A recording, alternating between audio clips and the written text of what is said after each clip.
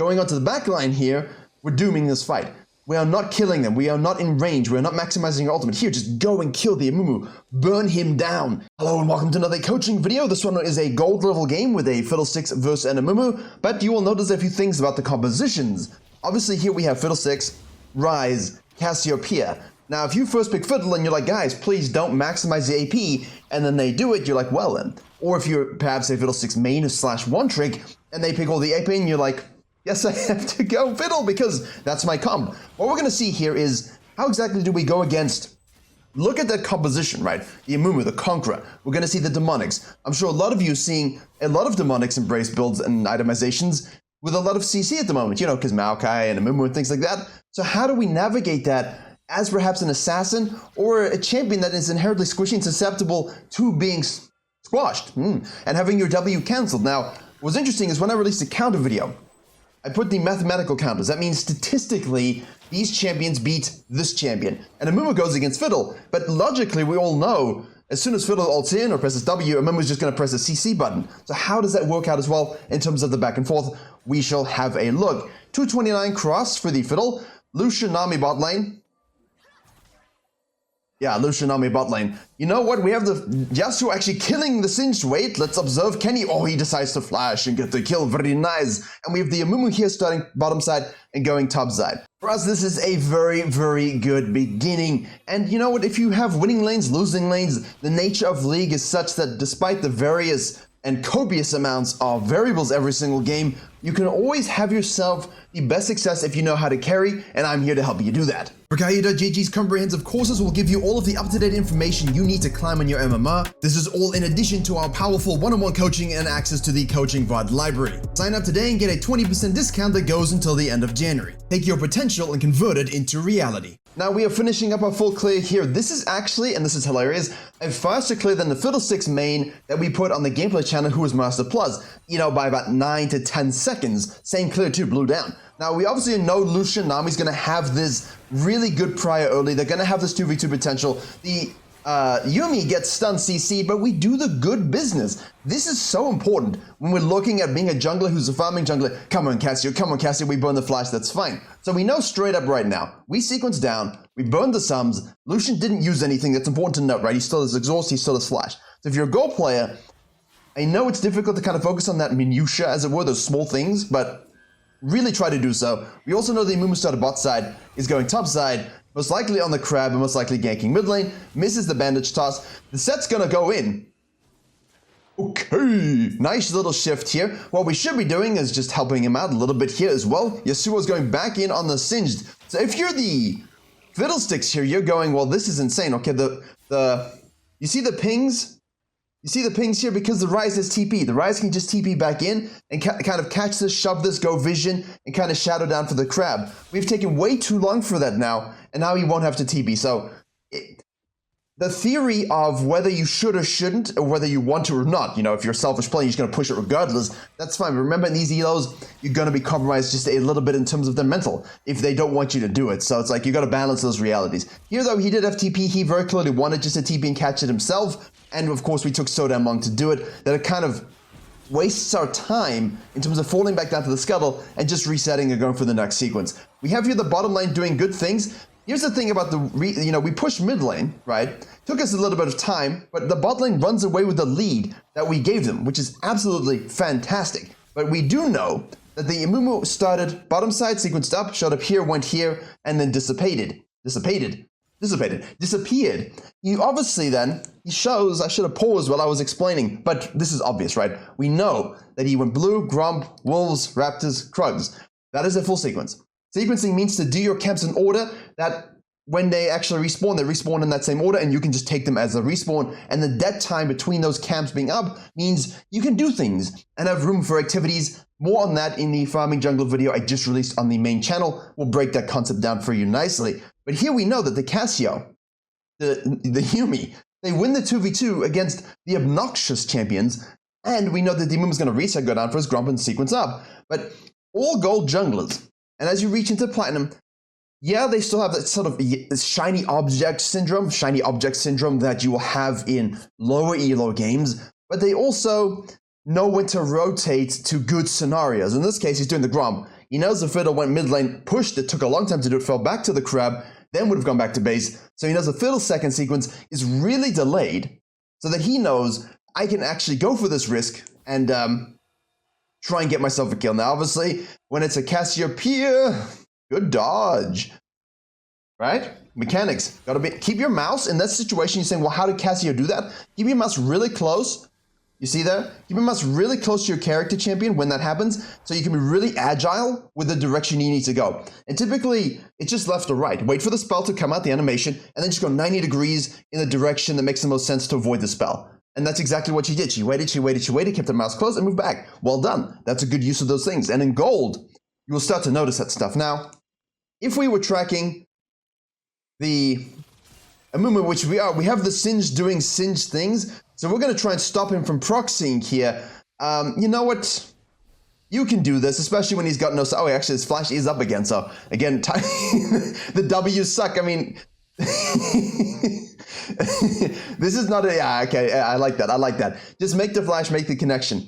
Normally, in this particular situation, when you see the Amumu go down here, what you would see, okay, and let's just reverse it a little bit, because things do change when we have these scenarios, okay? He shows up here and he disappears, not dissipates, with 38 CS, all right? The last time we saw him, mid lane, right, he would have had 31, okay? He would have had 31. So as soon as you see him mid and he takes some minions and he gets some kills and then he leaves and he has 31, as soon as you see him down here again with 35, press tab and gold and platinum, you need to start thinking about this. Okay, he most likely did his Gromp. He could have done his Wolves, but I anticipate that he did his Gromp purely because he is sequencing bottom to top side, which means Gromp, Wolves, Raptors, Krugs, and spawn in that order, versus him doing Wolves and then Gromp and then ganking bot lane. Now, if he did do Wolves and bot and ganks bot lane, and then goes up to the Gromp, we'll know a little bit later, but for now, it's not really an issue. The point is, though, when he shows up here and we're going to our Gromp, if this is a standard top lane matchup and, you know, Love Island gladiator battle of wet noodle fighting, then what we can do is go, oh, okay, I'm on the Grump when I see this, or even now, okay, numbers of jungling, 505, circa 510, 505, 510-ish, you know, the Raptors, the third camp should spawn, so we could go direct, right? We could go direct for some counter jungling and also do this. Now, Graves is doing that. In Italy, they're doing that. They're like, they see this, they go boof, boof, gank this, fall back to this, and obviously you can flex the gank in the mid lane should you want to. So the Singe does cause a short circuit of this particular strategy because we can't do anything about it. And I like the overcommit. Not overcommit, I just like I'm not wasting any more time with this. I'm just going to kill him and take the Wolves. That's absolutely fine. We saw the Amumu disappear going up. We would have most likely seen him. He can just queue over the wall. As soon as the Singe shows you here, he says, well, that's a free dragon, which fair play to him, right? Which is why this counter jungling becomes so important if you can get away with it. Because it allows you to make the same plays, but sets you up for, of course, a Herald. However, it's only 6 minutes, so in this particular case, we see the Amumu very briefly show up on this bottom side here. You would not have had time to kind of flex the click, but maybe you did. I'd be worried about the Amumu showing here, and again, this is something, do we want to get involved in this as a farming jungler? If we're 6, I think we could have, but at the same time, if it looks doomed and gloomed, no point really worrying too much about that. Now, we do need to have a control ward here. See, look at these pings. This, for me, is important. I'm going to press the button. I'm going to see a ward here, placed by none other than Set. When did he place this? Does anyone know? Did anyone watch where in the game he actually went and placed this? This is the most important thing that I was speaking about in the previous video. Let's have a look. Okay, we've gone back to the moment. He's shoving the mid lane here. He goes back from here. We don't actually know where he left to, right? We don't know. Did he go up? Is he roaming to me here? Did he go and help with the dragon? Did he decide to go and do this? This plant gets hit. We have no vision, so we don't see anything, but we see him return from this angle. Let's look at that again. This is what we're going to look at it for Fiddlesticks. Now, I know we're looking at the Singe right now. Watch this, where he comes back from. There we go. He's coming up from a very slight angle, and he was gone a fair amount of time. Now, if he disappeared, why do I want to keep saying dissipated? If he wanted to kind of go back here and go back to base, for whatever reason, he shouldn't, because this is the 6th wave, right? It's 532. We should be mighty close. He's close as well. If he disappears here and this just doesn't show up again, okay, base, and you'll come back with more items, right? But he disappeared straight, so I don't know where he went, but very clearly he's not here. And then he comes back from here. A dragon gets taken as well. My logical assumption typically, and this is maybe just a bit of paranoia because of my champion matchups, but I think if you play Fiddle or anything that can be invaded, this here is crucial. I know that this dude comes back from a slight angle, right? And this is the telegraphing nature of their pathing, right? He's gone, he's gone, he's gone. He hits the plant. We don't see the plant, obviously. And then he comes back. I mean, he cuts a little bit here, but that's a replay glitch. I don't know. This is experience where you kind of just know if a dude goes down and comes up again after like 20 seconds, he's most likely warded my jungle. He either helped with the dragon, and if he helped with the dragon, maybe he warded just in this little patch here, right? Just to kind of see if I was in the area as a Fiddlesticks. But obviously, he should know that the Fiddlesticks is here, so that's not really going to be an issue. But if we know that the Fiddlesticks is sequencing down, then this is a good ward, which of course it proves to be. But my point more so, and this is the kind of final nail in this coffin that I'm hammering at here, that kind of, what is the point, Virkayu? Well, if you know that someone may have been or may possibly have been in your jungle, scan, control ward, protect. Never walk this way if you want to gank bot lane, if there's even a small remote possibility that someone was in your jungle. That's the crux. That's the point, and that's the final line. All right? If you see a dude leave this lane, go down or go up, you have to anticipate that it's warded somewhere that they're going to see your movement. Always take the safe path and walk around where you know there's no vision 100% as a farming jungle. Somebody wants to go use their 6, right? We do have the Yuumi and, of course, the Cassia winning this lane, but now we're detected. We're seen. Bot lane backs up, but that's fine, because as a Fiddlesticks, we can still go this way. We can still go this way. Provided we don't hit this ward, we're going to be being shilling right here now. Let's look at the vision line we have. This is very good. We know that Yamuma took the dragon. We show up here for something to see that. I don't understand this. This, we have the vision. We have the vision thing here, right? Like that's on the red team. They've seen that, but like I don't know where we're walking. Very clearly we are seen. This is just absolutely lazy pathing. It's pretty damn obvious we're seen too. I mean, look at this. Like, you know the minions see you, right? I mean, you can see the space of their vision radius, and we're going to walk into the bush. If you want to be in this bush undetected, you have to go tight, tower, stick to wall, and wait for these minions to be pushed beyond, like, this edge of this bush here. Because in front of this bush, there's a risk. Not a risk. Look, you would be seen going in. End of story. So our disrespect for the possibility of it being warded and taking a safer path and route around where we know it's not, and not respecting vision lines with minions has just ruined our first ultimate attempt. Now, in theory, this will most likely, this didn't used to always be warded. And guess what? In low elo, it still isn't. But as soon as you start getting to gold platinum, it will start to be warded a little bit. And you kind of have to respect it. But hey, I'll go in the bush, clear it. There's a distinct possibility that the Amumu's taking the dragon and falling back to his blue side because that blue's respawning. And this RNG Scuttle is on the bottom side.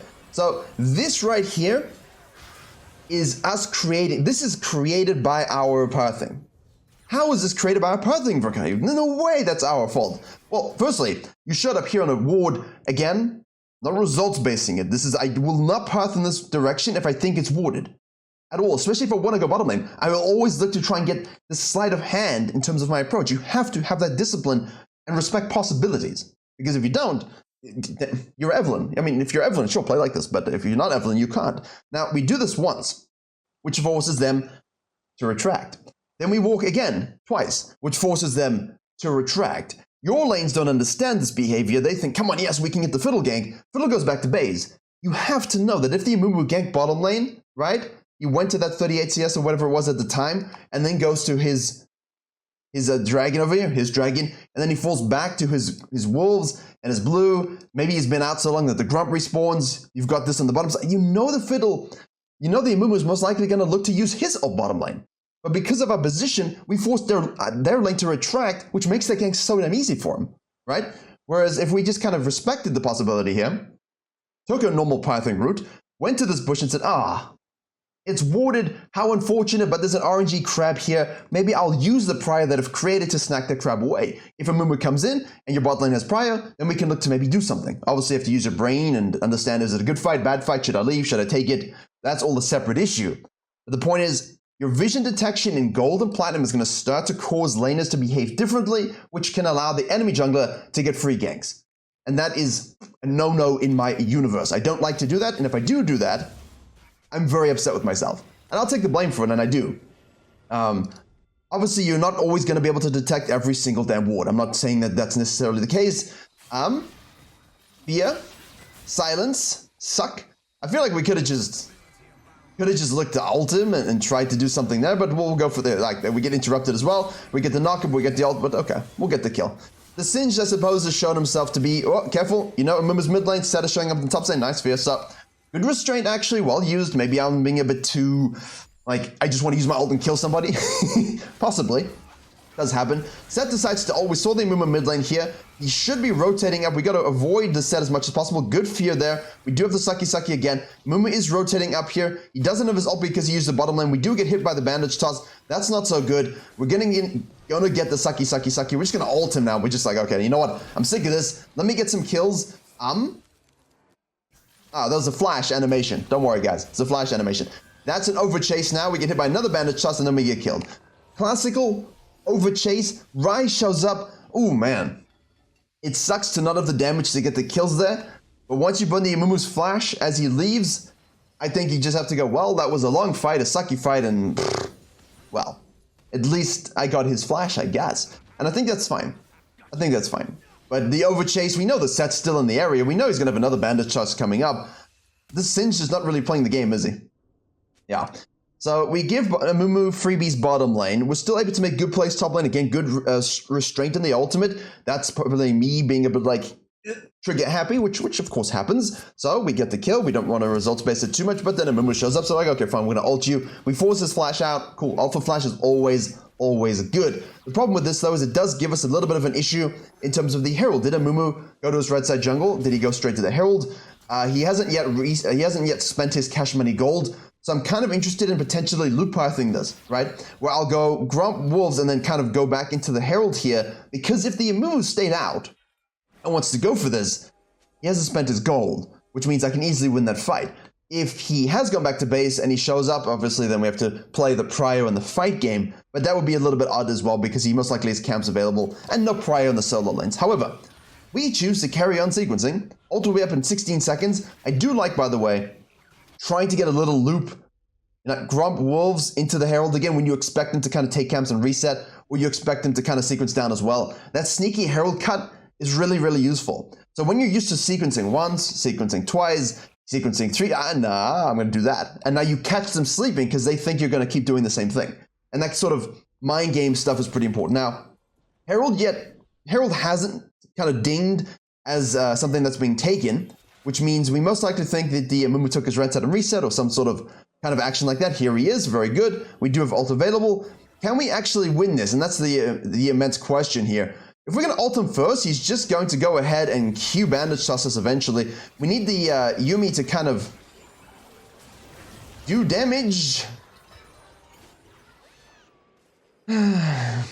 Yeah, the Nami is quite potent, but so is the Amumu. So basically here I'm just sighing because you think, okay, this is a great fight. We're up a level, but we're down 1,800 all gold because we haven't based, he has, right? And in my mind, this is the kind of thing, do you win these 2v2s jungle to jungle, support versus support? Who wins? And you have to kind of understand whether you do or you don't. Now, when you're in gold, platinum, and you're learning the game, I want you to take these fights because I want you to experience this disappointment. At the same time, if your whole thing is, look, I know I don't win it, I'm not interested in it, bottom lane is just killing each other 1,000 times, there's no point in me even going there, I'm just going to loop, take this sucker, maybe I can ult this guy, maybe I can ult this guy, maybe I can then of course just take this and reset now, then I've got the bottom quadrant plus a dragon respawning, and I have my ult, and I've spent all my money, and I have the Herald to play with. It's a little bit more of a potent play to say, if the Amumu stays out and goes to the Herald here, we should win because of Prio. If the Amumu stays out, and of course he hasn't reset, right? He only had a giant spell. If the Amumu stays out for some reason, and then he goes back to base, I get to sneak this away very, very quickly. Then I can go back to base. I know the Amumu is going to be coming down to the bottom side because he most likely did this. Therefore, I can counter gank direct and fall back to the red side. I can fall back to the dragon. I can use the Herald, right? You follow? That's the kind of play we want to make if we don't think, or if we know we don't win these 2v2s.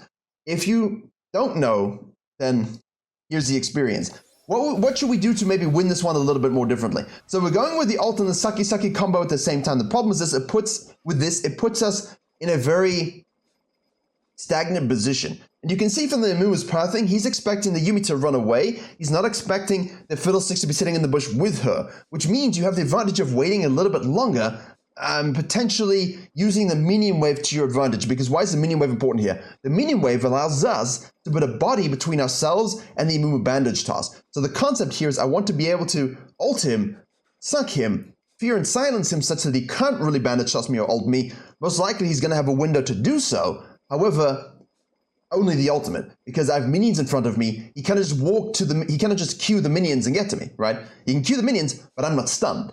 And that's the crucial thing here. So we use everything up front so that we stop, you know, getting the possibility of us being chained CC'd with our W active.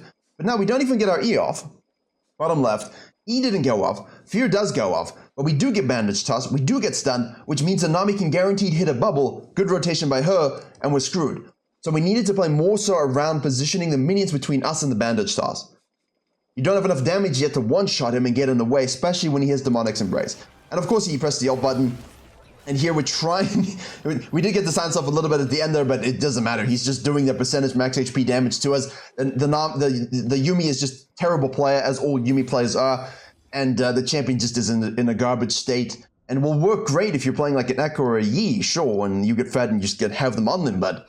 no. So for me, it's always a much safer play to play the map in gold and then look for the counter ganks than necessarily put yourself in a more precarious situation. So the early clear into the gank, thumbs up. The wave push here, you know, fine, sure, but it delays your reset. You kill the Singe, that's great. The Amumusha's bot lane goes for the dragon. We see that. We missed counter jungling. We chose to go bot side again. We walked over wards and showed ourselves, which let them pull off, which gave Amumu a free gank. Amumu now takes a dragon, probably in the area again. We think, hey, let's go put to the bottom side. Can I maybe impact things instead of thinking, hey, look, this is spawning and this is up. That's the thing. Like, this most likely is all taken right now. I don't know why we're going to the bottom side again. What could we possibly be here for? Crab is gone. Dragon is gone. We're going to walk into his jungle and just steal stuff? Like, sure, go for it, but... you beat him on V1 at this point? Nami can rotate out of base here when she comes back. Lucian can rotate easily. Like, what are we accomplishing by going bottom side? And this is something that is left over from silver players. Silver players very, very, very frequently make these kinds of plays. Now we're like, oh, bottom lane, bottom lane. But you don't have an AD carry anyway. You have a lot of AP damage. You're just you're guessing Amumu's going to come down to the bottom lane. If I'm the Amumu here and I see that, and I know you're down here now, I'm back to base, or I'm going straight to the Herald. You know, I'll sequence and quickly go straight to the Herald, knowing that you're not going to be able to do anything about it. Obviously, here, the Herald's greedy for the Amumu because he's no prio. So what does that mean for you then? Well, free Herald. Sacrifice your bot lane. This guy. I don't know why we've gone back to the bottom lane here. Yumi's going to hit the ultimate. We get hit by the Nami ultimate. Now we're seeing the Miasma hits nothing. We do ult in. The Nami is killed, and we should be able to kill the Lucian. Is this worth the time invest, my friends? Is this worth the time invest? You know? You can say, look, I got a kill, but the Amumu's just... Look, we saw mid lane, right, with Merc Treads now as well, so he did go back to base. He is over here on the side. He most likely is going to go for this now, because he knows that you ganked bottom lane and took this. Everything was okay, until we missed the opportunity to call the bluff and take the Herald and base and counter gank him. And then use the Herald and take the Dragon for ourselves, loop back to the red side again, right? So, boom, boom, boom, yoop, counter gank, snack, gank again, use Herald, push Deep Vision, reset, now topside available, and we can start moving the pieces around. You follow? That's what we can look for against most of these gold level junglers as their sequencing gets better. But the coin flip of leaving basing your bottom lane again with no camps up, no dragon up, no crab up, and just like, hey, I guess I should try and kill bot lane. Now Singe is doing what Singe does, and Amumu does take the Herald here and says, hey, good job, I guess I'm going to use it. It's not like the Amumu's doing anything super intense. It's just doing cookie cutter farm, gank bot, take objectives gaming, which is more than what the Fiddle's doing at this particular point. And I understand the Singe is corrupting this a little bit, but, you know, I feel like I don't like dealing with this kind of stuff too much early when I don't have push power, because the cost of investment and time for the small amount of minions I'm getting if I'm a slow pusher isn't worth crab, second sequence, and impacting bottom lane again. Because we had the first gank, right? We had the first gank. So intelligent pathing around vision and understanding tracking where the enemy jungle is going to be at a base level is how we take our steps to the next level when we're looking at gold level gaming. And of course now we're triggered, we're not playing so well, the Amumu is just basically holding, like, this is fine, right? The Ryze is fed, the Cassio's still fed, it's still okay, like it's a 100% winnable game. But you want to be the bus driver, or do you want to ride the bus? And if you want to climb, you've got to be the bus driver at least like 8 out of 10 games. Because some of those games you're going to lose straight up, but there might be a small opportunity to win. 2 out of those 10 games, you're probably just going to be along for the ride as someone carries. Great, make sure you're playing the win con. Like this would be one of those, right?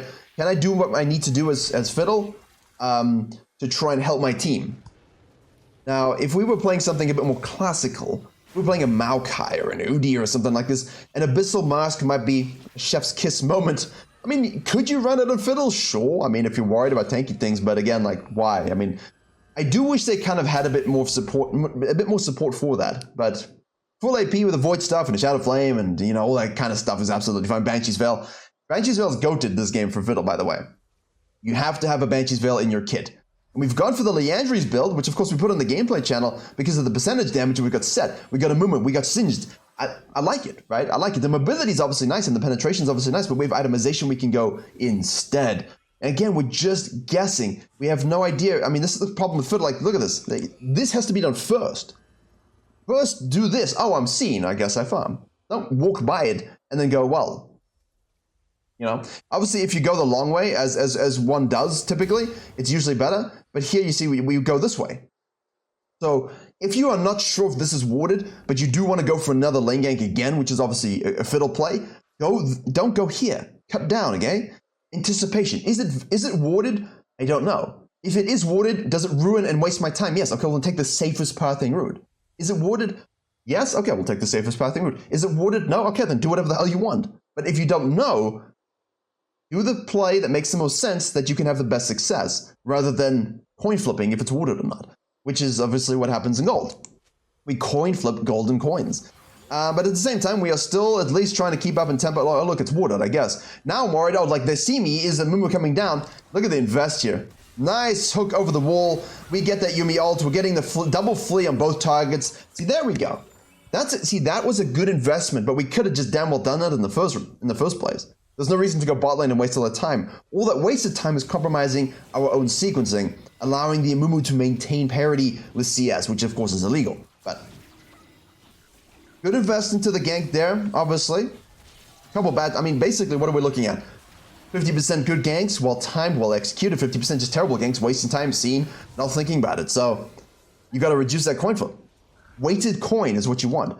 You want to basically the enemy team to think, wow, my bot lane's coin flipping me by dying to the Fiddle. And the Fiddle's saying, well, no, I'm Miguel and Julio from Road to El Dorado, and it's a weighted dice, actually. And I'm always there, bottom lane, with the best possible chance of success, if you follow my drift. Now, we do take the dragon. Instead of like helping our team and just going deep here, we go back to our camps, which of course is basically saying, look, my team, I trust you. But for me, it's like, hey, I can take this. Let me get in their jungle.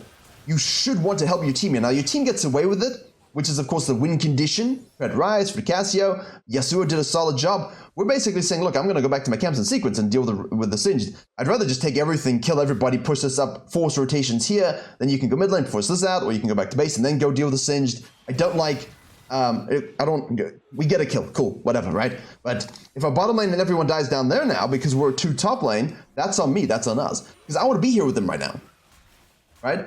We've killed the Lucian, we probably killed the Imum, we killed the Nami. We have our whole team here, everyone's fed, we're 4-man stacking. Leave them to 1v1 on the top lane. There's no reason for this to be happening right now, because your gold teammates will do this. They will. End of story. They will always do this. And I don't care if they win this.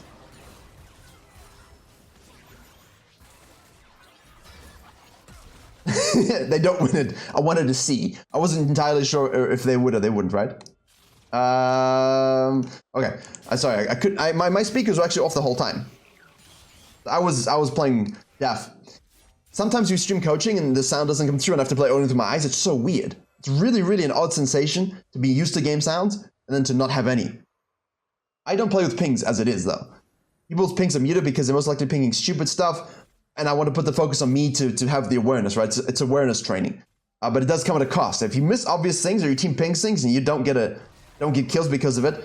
Oh, hello, did you hold the mid lane here? We're going for the flash because we don't have the rocket belt, but we have the Leandry's burn. And we hit another E. Very good. See, there you go. There you go. All right, cool. Free picks. Always, right? But again, objective, numbers, counter jungling, collapsing, pushing, forcing, 1v1, who cares? Everyone bases, everyone together, kill the Singed, take my cams, hold mid lane, now I can fall back to this, catch this wave, and then I can go deep into the jungle again. And if that's really good if there's no Baron, and also very good if there's no Herald.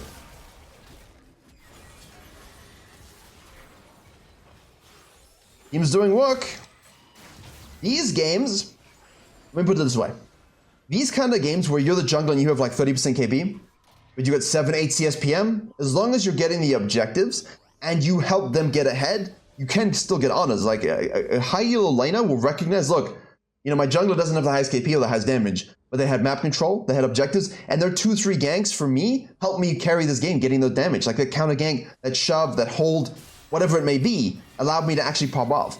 And that will happen sometimes, as I said. Like, I don't know if it's 2 out of 10 games, it's just like a raw, random number I'm throwing into the universe, but you will have these games in Platinum and Gold. More so than Silver. In Silver, it's very unlikely to happen where you're going to have someone that's actually a 1v9 trustworthy win condition. You should always trust yourself. In Gold, you know, we increased that to 2 games out of 10. Platinum, that can go up. Platinum, if you can play WinCon and Platinum, you know, I reckon probably 4 out of 10 versus, if I was to like randomly assign percentages and numbers, you know, 0 out of 10 in Silver, 2 out of 10 in Gold, 4 out of 10 in Platinum, right? Where you can actually play to someone on your team that's really damn good for the elo and will help you carry the game 2v8, provided you can give them the right kind of support. So you will know if you have teams like this because it looks like this, you know? But I'm curious, how exactly does this game fall out? Now we go down to our Raptors, we ignore our red, we see the Yasuo pushing top lane. There's the Yumumu, the Singe is going to show up, our bottom lane is pushing bottom lane, there's a dragon respawning. We go for some counter youngling here, instead of perhaps just doing the damn red, going into the river, taking the scuttle and going in. I want to shadow them, because if they send 2 top, then I get free that. You follow? I had a silver coaching from a Belveth. And I put it in the VOD library on my site, by the way. It's actually on the site, just put it up yesterday, where they had a decent second part of the early game. First part of the early game was terrible. And we got to this point in the game, and they were actually caught up and they were winning quite well. And there were 4 people in the enemy team go for the split push, Aatrox on the top side. The Belveth goes from bottom side to top side to try and help. Don't do that, my friends. Especially even here, 2v1, great. I'm gonna take my red, I'm gonna go into the river, snack this scuttle, I'm gonna go into this, I'm gonna go into this, they're gonna push up here, I'm gonna use effigies and control woods to get vision control, the Nami's gonna overcommit 100% with the Mumu collapsing with the Lucian, I'm gonna counter gank it, 3v2, we get the kill, we shove this, pull back to dragon. You follow? That's the macro you can do in Gold. And you can do that in Silver too, but you have to be the 1v9, right? So this counter jungling of the Raptors is great, but in my universe, I wanted the crab, I wanted the gromp, I wanted the wolves. I want to be shadowing this as they push, right? Look, oh look, how predictable. He shows up, and now I'm here to counter gank primed if something, oh look, Lucian also shows up. It's exactly, like I haven't seen this game. I have not seen this game. Now we are in a position here to actually counter gank this, but we're late to it. The ultimate is burned. We have our stopwatch on our Zhonya's. We're body blocking with the Rise here. We will have another Saki. We're gonna make sure we get that here. We avoid the bubble from the Nami. Now imagine if we had taken those camps, clenching deep. The mechanics of the situation aside, I do like and I do want to be someone that can ensure I win this. But it doesn't really matter because that right there is a bit of result based. The goal was yes. Can we win this 2v3? If you don't, okay, what did I learn? Did I misplay it? Next time that happens, will I be able to do what itemization was spent? How much did I have in pocket? Such that maybe we couldn't. Did they all reset and just spend and have way more gold than the 2 of us? Were we just greeting for the fight? There's a lot of breakdowns you can do that you can then use in future games, but you saw me, I'm thinking about that, because if I'm playing even Zyra, I'm sitting in the back with the Rise over the wall hitting that 3-man combo just like a fiddle would. I'm going to try to win that fight. And that's because I anticipate being fed. I anticipate being 2 levels up. And if we're not, then obviously that's not a fight we can do. So it's always the mindset, right? I want to get to the 22-minute point where I am 2 levels up on the enemy jungler. That play for them is desperation. We just smurf it, kill them all. Pressure. Look at that. Now, if they go bottom lane, we just flex to the bottom lane counter gank, right? So this, for me, is the absolute epitome of what it means to 1v9 when your team are actually winning on the map. Important to note. Now, obviously, we didn't get set kills, but we should be able to easily snack. See, we should have this already done, which means we have the movement speed buff. We don't have to worry too much about it, but that's okay. All of this should be taken with deep vision provided by us, right? Control wards, effigies, everything, so we can see if people are rotating. Obviously, that is now warded as well. And then afterwards, we can shadow. Let's see. Let's see. Warded. Once you're seen, you will draw approach. We give the blue to the Cassia, which I think in this case is fine. TP by the rise. 2 people mid lane. Shadow, shadow, shadow. Let's go, let's go, let's go, let's go, let's go. Where are we going, Fiddle? Come on, move forward. It's warded, it's warded, it's warded. We saw the ward, we saw the ward, we saw the ward. That should be gone already. Respawn. There's your movement coming from the side here. We're getting chained CC'd on the bottom side here. We're zoning. Our team's going to do this. That's okay. Watch the Mumu flank here. Our set's joining as well. Singed is top lane. Yasuo is dead. The ult comes through here. We're going to get the silence. Now we want to peel as best we can. We do have our ultimate. We want to make sure we get these kills. Can we win the fight? We should be able to. Oh, Set's kind of juicy though. He's kind of juicy. There we go. There we go. So while it wasn't perfectly done, we did position ourselves, which is the difference again between silver, gold, and plat. Silver would just not be in that position. Gold is kind of in that position, but just like not properly, right? We didn't maximize the scenario. Platinums will try to be in this situation and either ego miss it. You're taking the tower, Flash is gone, or something else random would happen. Platinum, we'll cover that in the Platinum video when it does happen. I'll showcase the small differences, but I expect a Platinum player to be able to make this play, right? It should be made perfectly. Diamond players should also make this perfectly. And of course, high elo, it's game's over already, so. Good example of the different elos here. Now, let's see. We've kind of equalized this game up in terms of ourselves because our team is way far ahead. Let's see if we can look for some good plays. So we're going to position this here. We should go get deep effigies. Obviously, we do have no Zhonya's here. We've gone for the Demonics, Embrace, Leandri's Void stuff. I would have preferred to have seen... I would have preferred to have just gone for the Zhonya's, Void, and Banshees, because I feel like the Demonics, while... Like, that's just her bad positioning. But for me, it's, you know... What allows me to actually dominate these fights? Like, this will do work, this game, no doubt, but you've got this already. This will do work, but we do need this 100%. But we need the Zhonya's, because they've got so much CC. We need the Zhonya's and the Banshees. We can finish off with the Demonics. I get the Demonics. I understand the concept here, because we're squishy with the Leandries. But it delays the ability to have the Zhonya's up with a Void, with a Banshees, because the Banshee's going to do huge against the MMR that we're going to need to resist against the Mumu plus the Singed, who are most likely going to be the ones doing the most initial damage to us, but also it can block a Q1 from the Bandage Toss. It can block an ultimate if he just flashes in, right? It can block a lot of cool things. So I would focus more so on the cheaper itemization when I'm not sort of the richest sticks in the world. Here, I don't know where we're going. I don't know where we're going. You know, I don't know where the Cassie's going either, but we're kind of looking for a flank that might not necessarily exist. Like, we're not even in the fight here. We're looking for flanks. We're looking for flanks when we just need a front to back. And obviously with Fiddle, we saw at the bottom lane there front to backing, right? We saw him just shadow, suck, peel a little bit, then an ult on top of them. You can do that here as well. We don't need to look for the long flanking. Obviously the Cassia makes a mistake, but if we also make positional mistakes, especially against a comp like this, you lose. That's a Baron, no? Yeah. That's a Baron. They snacked it up. So again, if we're 16, if we're a lot more fed, if we can play front to back properly, we can kill the person in front of us, we can protect the rest of our team. Yes, the Amumu is a big issue. You got to bait out the ultimates and the Q bandage tosses. But I mean, that gave us 70 damage in the fight and didn't save us at all. Set goes in, Set gets the ult, we go for the E, the Lucian is on us, Luciano Nami doing the damage. And then the ult, we use the minions, it doesn't really matter at this particular stage. Hey, imagine if we could have just damn well used our Zhonya's, like it could have maybe helped us live. Yeah. Not having a lead as a scaling jungler, farming jungler against this particular comp can be quite difficult, but I feel like a lot of this was self-inflicted. And now that throw in the mid lane, because we kept looking for fights and flanks, looking for flanks instead of just front to backing, is not so good. Every team fight in mid to low MMR will be won by the player who can 1v9 mechanically with the lead that they have. And if you are finding yourselves at 27 minutes as a jungler in gold, not ahead of another jungler, in solo queue specifically, what has gone wrong? What did I do that I couldn't get a lead against a gold jungle, platinum jungler? Well then, it looks like they will get Dragon for this. They're going to take some towers, it looks like, and we're just holding here, 28 to 34. They've closed the gap in the gold lead. We do have pressure on the bottom side here. The Amumu does get hit with a Q. We're going to look over the wall here. Bandit Toss is burned. We're waiting.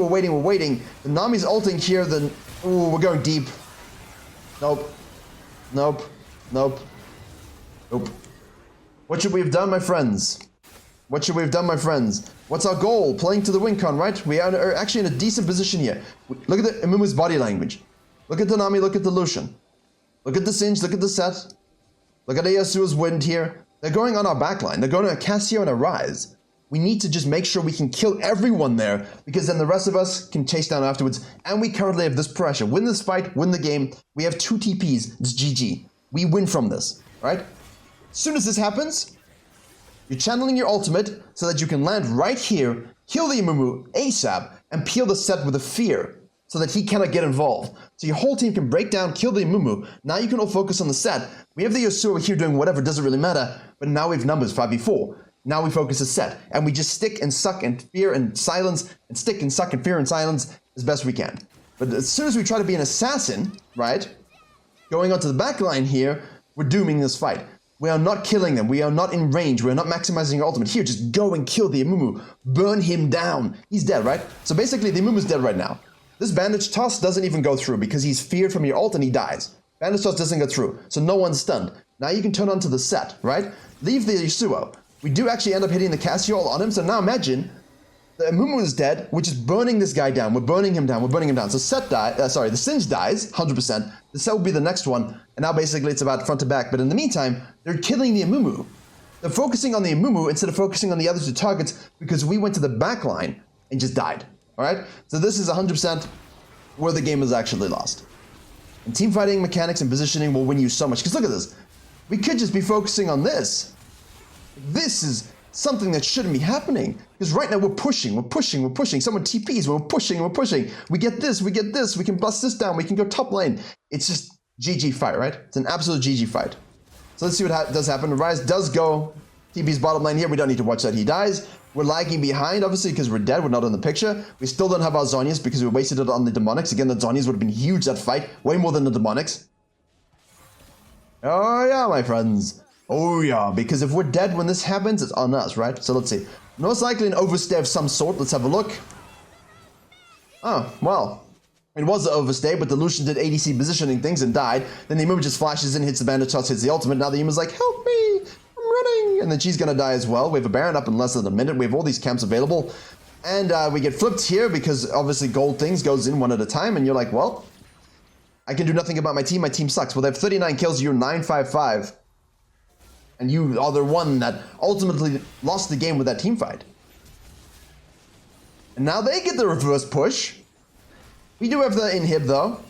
But it's best just to kind of hold here. Clear that ward if you can. I mean, you don't need to FEG this. FEG this. Because now they can see when we're leaving. Like, we don't want this to be visioned.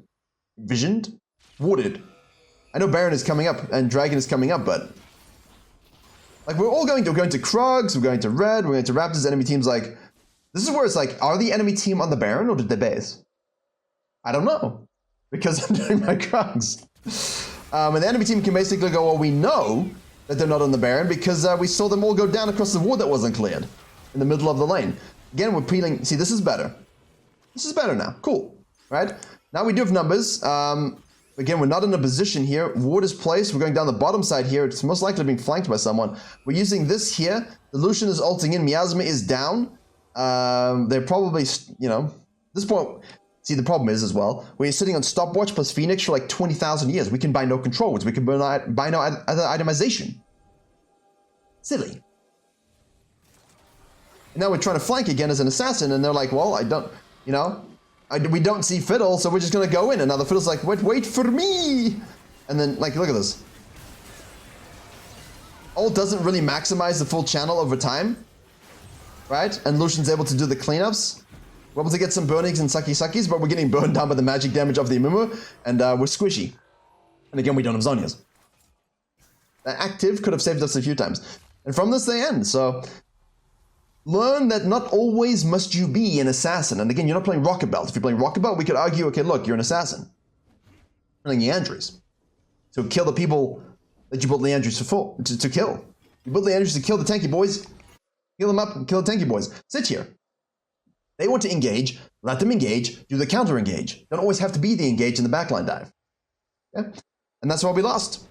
Ultimately, all the pathing errors did cost us early game leads and so on, but as always in gold, there are opportunities to win fights and win with flankings and win with a little bit of cheeky macro and counter jungling, and we didn't do it, and we lose because of it. So, nice in-depth gold level game, little tip for silver and platinums as well. Hope you enjoyed. Please like, comment, share, subscribe. Coaching channel keeps going. Head to Virkayu.gg for your own personal session, and of course, courses as I showed you, and as always, I will see you all in the next coaching.